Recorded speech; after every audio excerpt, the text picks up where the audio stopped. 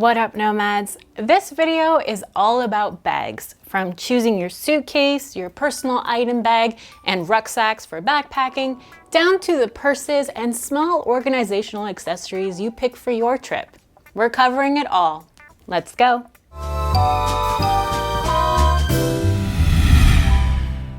Because of the vastness of this topic, here's a summary of what we'll cover. Feel free to use the chapters to skip to the parts you're most interested in. Choosing your main travel bag. To wheel or not to wheel? More often than not, the first decision you have to make is whether you want to carry your bag on your back or to wheel it. That means deciding between the categories of a duffel bag, messenger bag or backpack, or a suitcase or duffel on wheels.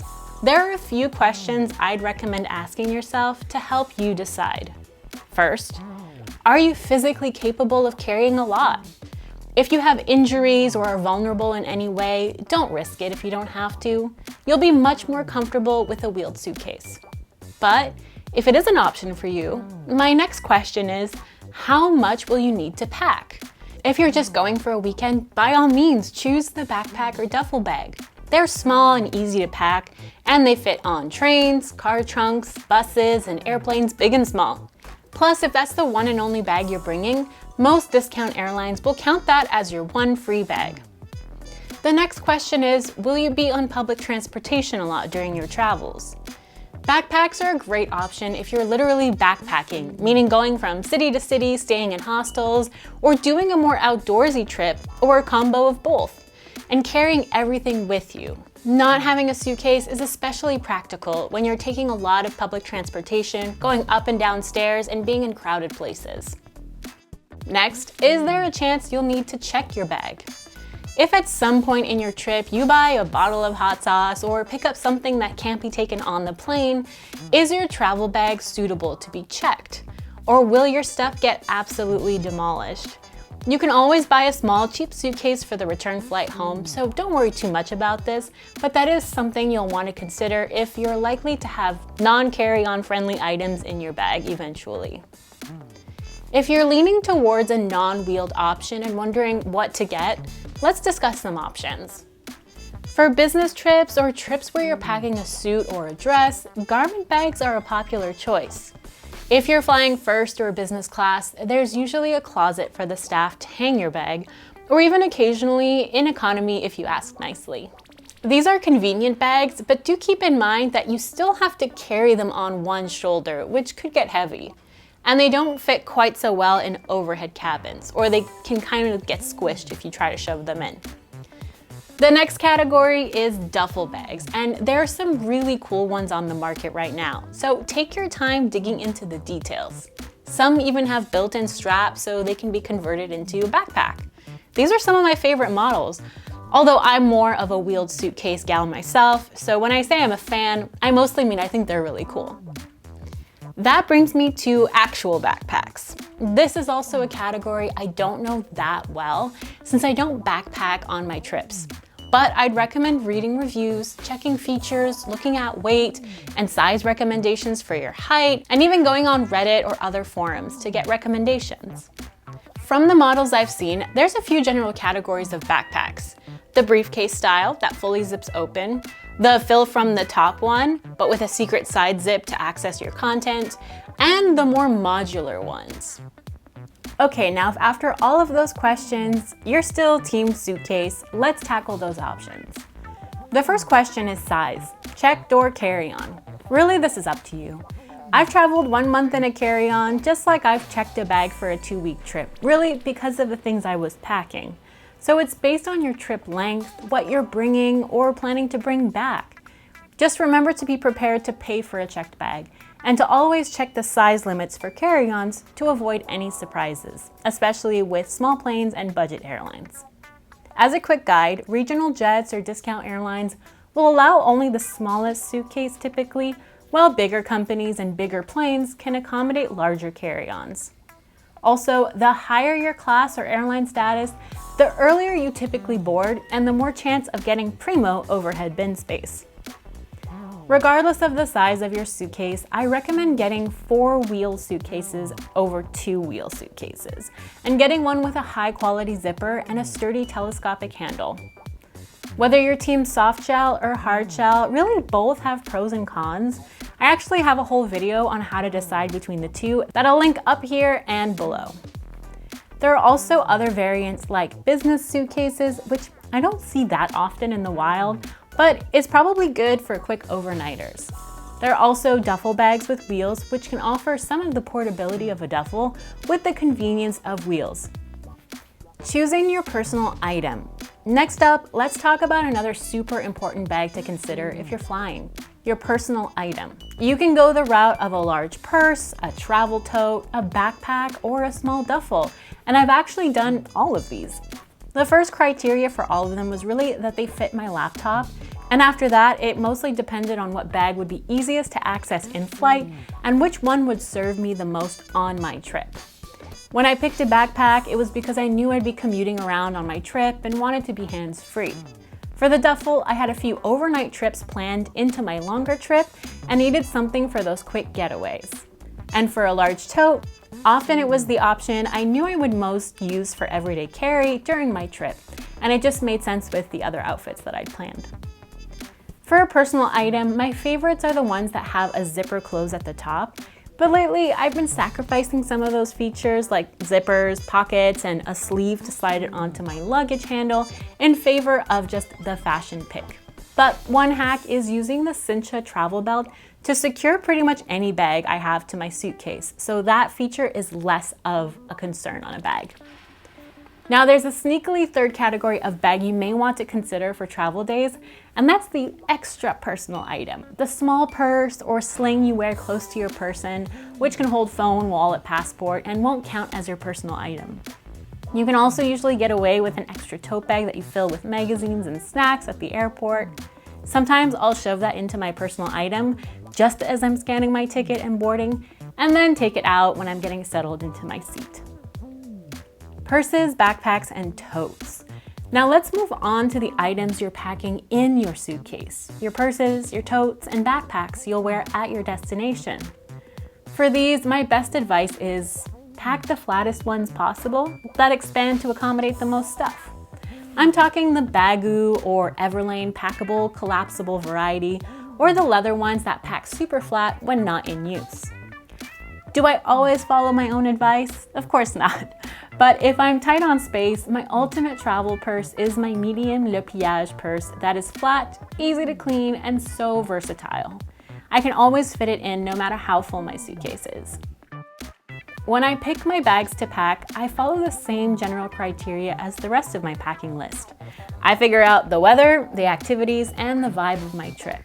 Is this a business trip where I'll need my laptop pretty much most of the time? Then a large polished tote works well. Is this a more outdoorsy trip? Then a backpack is great. If it's rainy, I would avoid suede bags and go for nylon. And if there's a fancy occasion, then I'd pack some sort of fancy clutch. If I plan to go sightseeing and take a lot of photos or video, then I definitely need something large enough for my camera, and probably a water bottle too.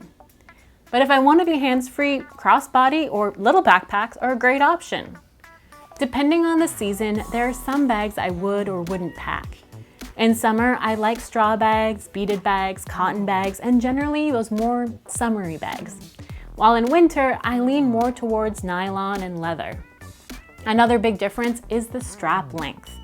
When I'm wearing a winter coat, I need generous shoulder strap length or a crossbody to get over all those layers.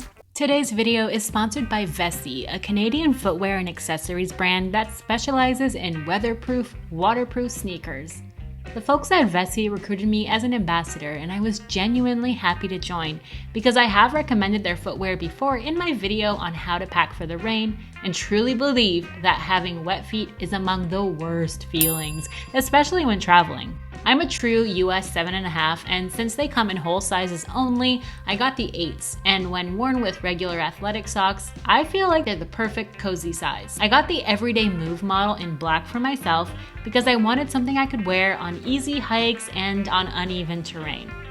For Tyler, I got Cityscape sneakers in Storm Black. The knit upper fits like a sock, which is what works to keep water out from seeping in around the ankles. When we got our waterproof shoes, we thought it would be a good idea to test them out at our local wetlands. But it turns out the wetlands are pretty dry around the Midwest right now, so we decided to use a good old suburban hose to truly test them out. I had a vision in my mind of a great scenic ad in nature, but you do what you can. Back to the shoes. These vegan knit sneakers are made from Dymatex material, which is temperature regulating as well as water repellent. They pass the dry sock and the comfort test. I think the sneakers are the standout product for sure, but I was pleasantly surprised by how much I liked the hat that is lined with a terry cloth type fabric band and it's adjustable. I've also started wearing the slippers around the house as a more substantial lounge shoe. Check out Vessi and use my code Andrea Zollner for $15 off your first pair. Anti-theft bags. I want to take a second to talk about bags and anti-theft. This is a whole category of bags and accessories that are always marketed towards travelers. People often wonder, do I really need this? It's hard to answer because it's very personal, and the people that I know that have had their things stolen, the whole bag was swiped from under a table at a restaurant or they were robbed at knife point. So it's hard to say if an anti-theft bag really would have helped. But if you're visiting a crowded, touristy area and you know you'll likely look out of place and want to be extra cautious, here's a rundown of your options. First, there are money belts and wallets, meant to be concealed. If all you carry is money, cards, and your passport, this is better than leaving them in an easy-to-access, unzipped pocket. My personal favorite stylish alternative to this is those fanny packs that you wear across your chest. It's on my person, it's close to me, and I would definitely notice if someone got close enough to try and cut the strap or yank at my bag. For crossbody bags, there are lots of options for straps that are slash resistant. And you can buy purses like this or just swap out the strap on a purse you like with one of these anti-slash straps. That's hard to say. Chain link straps are by default slash resistant, but for long periods of time, I don't find them the most comfortable option. The other feature of these purses is the zippers, and this is something I would recommend looking into. Zippers that clip shut are much harder to open for thieves, but you don't have to buy a bag with this feature necessarily built in. You can purchase little clips on Amazon that will add that extra layer of protection to most bags. And you can also purchase straps that will allow you to secure your bag to a chair or a table while you're having dinner if you're afraid of people just taking your bag from out under you. I think backpacks is where the zipper clips are the most valuable. With purses and crossbody packs, you're keeping your stuff close to you, but with a backpack, really anybody could be opening those zippers on the back of your pack and you'd never notice. So I recommend adding the zipper clips or getting a backpack with anti-theft features built in if you're gonna be in crowded cities. Designer purses. Now, there's a lot to be said for blending in when traveling, and if you're a bit rough and tumble with your travel gear, this might not be the place to bring an expensive bag.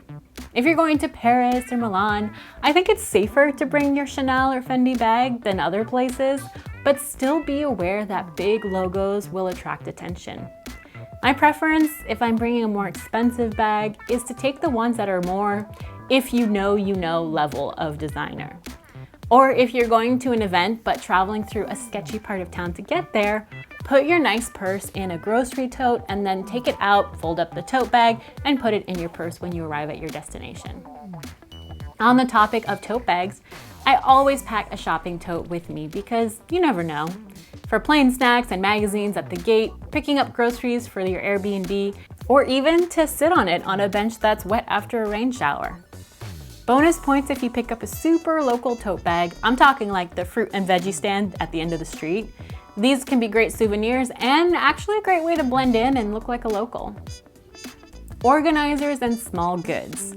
Now, I'm going to list off a bunch of little bags and organizers that are by no means necessary, but worth considering to make your packing and travel a little more organized and clean and fun. I have a couple of different wallets I use in tandem, kind of like a Russian doll set of wallets, if you will. I recently got the Apple wallet that I love just for credit card, ID, and bus pass. But I also carry more cards in a small wallet that I have in my larger zip wallet that also fits a passport and receipts and even a key. It can also fit my phone if I'm in a pinch. So if I'm just going out for dinner, I'll likely shove everything into this and forego a purse altogether. Just don't lose it by leaving it on a table or countertop at a store. Dopp kits. Dopp kits probably deserve their own video, but I'll share the two that I travel with the most. One is great for liquids and the other one I use mostly for makeup. I like both because they have clear, transparent compartments, which are TSA friendly, and just easy to see and spot what I need and to grab it. Obviously, you can also use a Ziploc bag as a Dopp kit, so you don't have to spend a ton of money on this. Tech bags. I also have two sizes of tech carriers, just the essentials and the whole kit and caboodle. If you're a content creator, I highly recommend getting a padded carrier for your tech accessories. Garment bag inserts. These are for special occasions, and I'll pack my formal wear in a garment bag that clips into my suitcase. Shoe bags and packing cubes. For shoes, I bring bags or packing cubes to keep them separate from my clean clothes. I'm also a fan of packing cubes to stay organized and fit more in my suitcase with the added compression. But it's not necessary. I think you can still have an organized suitcase without them. Dirty laundry bags. I always bring a zipped laundry bag to keep all my dirty clothes separate from my clean ones on the go. And dry bags. On summer trips, if I'm going for a swim in the pool or the beach and going straight to dinner, or even packing up and going home right away, then I like putting my wet stuff in a dry bag, and it just prevents kind of that musty smell in your suitcase. Various pouches. I keep things for my flight in a pouch, like earplugs, band-aids, medicine, hand sanitizer, sanitizing wipes, a few masks, gum, and hair ties. It's just my emergency kit that I always keep handy. Final tips. This might seem like a lot of bags, but trust me, it's one of the elements of packing I do recommend tackling with thoughtfulness and research. It makes such a difference when you can count on your bag to carry you and your stuff through a trip without any issues. Over time, you'll find the right mix for your travel style, but I hope these tips will help guide you through some of the options and considerations. Happy travels, and see you in the next video.